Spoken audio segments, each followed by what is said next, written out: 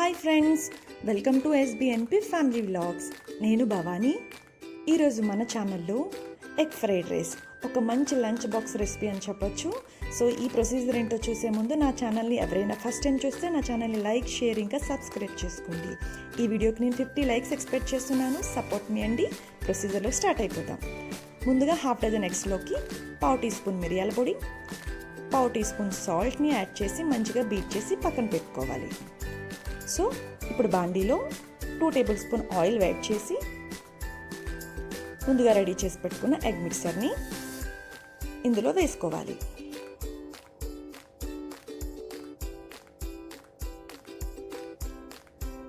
ఇప్పుడు మధ్య మధ్యలో కలుపుకుంటూ మనం ఎక్కువ ఫ్రై అవనివ్వకుండా లైట్గా ఫ్రై అయ్యేలా ఫ్రై చేసుకోవాలి. మీడియం సైజ్ పీసెస్లా అయ్యే వరకు మనం చక్కగా ఫ్రై చేసుకోవాలి. ఈ విధంగా ఫ్రై అయిన తర్వాత తీసి పక్కన పెట్టుకోవాలి. అదే బాండీలో 4 టేబుల్ స్పూన్ ఆయిల్ యాడ్ చేసి కొంచెం వేడైన తర్వాత సన్నగా తరిగి పెట్టుకున్న పచ్చిమిర్చి ముక్కలని 1 స్పూన్ ఇందులో యాడ్ చేయాలి. ఇలా వేయడం వల్ల ఆయిల్ అంతటికి పచ్చిమిర్చి ఫ్లేవర్ చాలా బాగా పడుతుంది.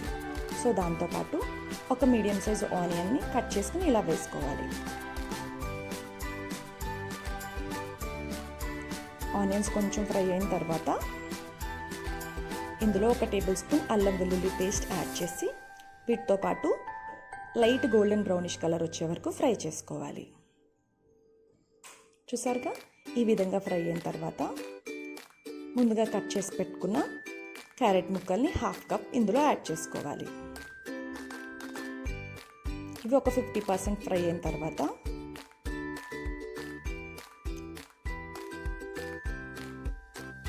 సన్నగా తరిగి పెట్టుకున్న ఒక క్యాప్సికమ్ని ఈ విధంగా స్లైసెస్గా వేసుకోవాలి. క్యాప్సికమ్ని ఎక్కువ ఫ్రై చేయొద్దండి. సో ఇది క్రంచీగానే ఉండాలి. వెంటనే ఇప్పుడు 1/2 టేబుల్ స్పూన్ మిరియాల పొడి, 1 టేబుల్ స్పూన్ ధనియాల జీలకర్ర పొడి యాడ్ చేసి ఒక్కసారి ఇలా ఫ్రై చేసుకుని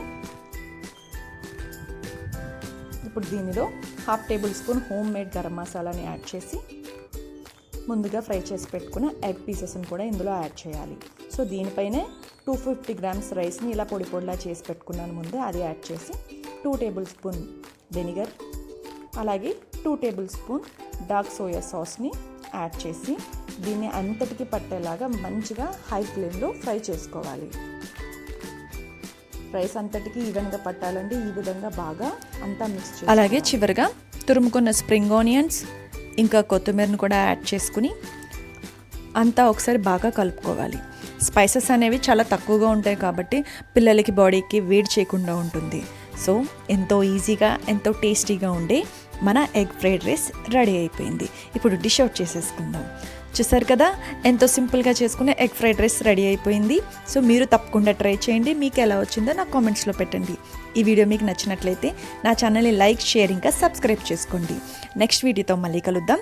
అప్పటి వరకు బాయ్.